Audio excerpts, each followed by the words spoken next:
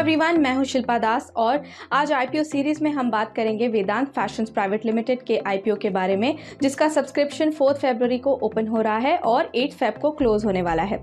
तो आइए देखते हैं इस कंपनी की डिटेल्स। सबसे पहले इस कंपनी की बात करते हैं। Vedant fashion private limited country में men's Indian wedding and celebration wear segment में एक लार्जेस्ट कंपनी है in terms of revenue, EBITDA and PAT in financial year 20। इनका brand Manyavar branded Indian wedding and celebration wear market में leader है।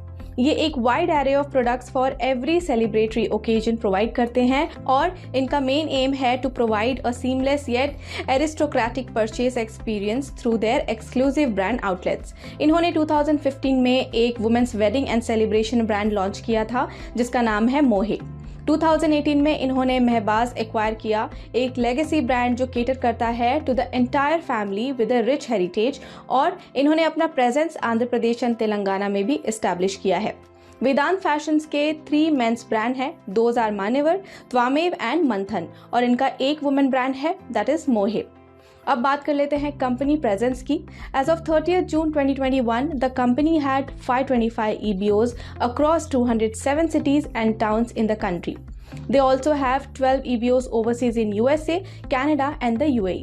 2011 में पहला EBO UAE में सेट हुआ था।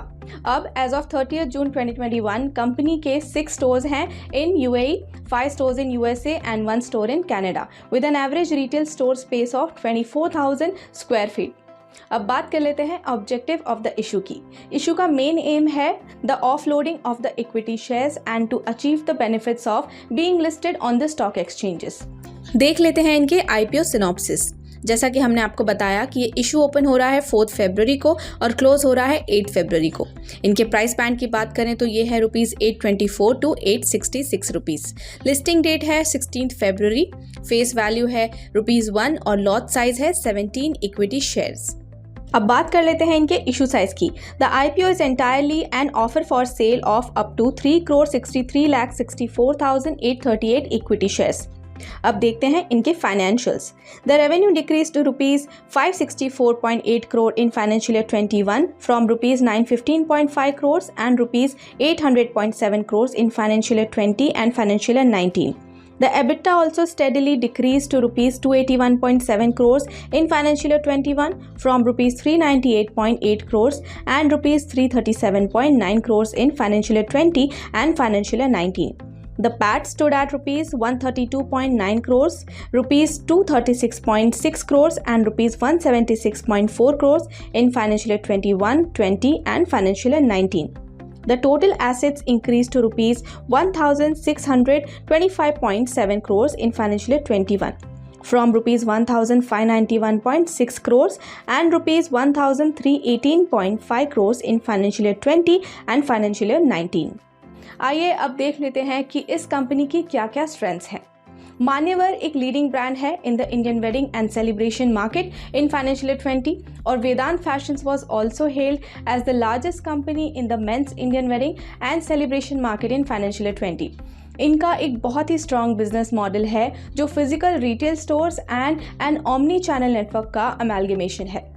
इनका एक स्ट्रॉन्ग सप्लाई चेन है एंड इन्वेंट्री रिप्लेसमेंट सिस्टम भी है जो टेक्नोलॉजी बेस्ड है and is driven by system wide data analytics. इनकी फाउंडिंग एंड लीडरशिप टीम बहुत ही एक्सपीरियंस्ड और एफिशिएंट है।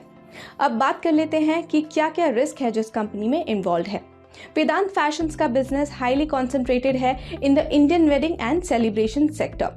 अगर ये की ब्रांड्स के स्ट्रेंथ को मेंटेन नहीं कर पाते हैं तो it will lead to decrease in business prospects और ये बिजनेस को मटेरियली अफेक्ट कर सकता है।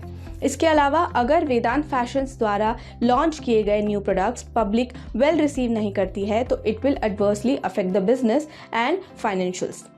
सेल्स का एक large portion are from the franchisee owned EBOs और इसलिए अगर good long term relationships maintain नहीं हुए तो इससे कंपनी को नुकसान हो सकता है। इसी के साथ फिलहाल के लिए इतना ही।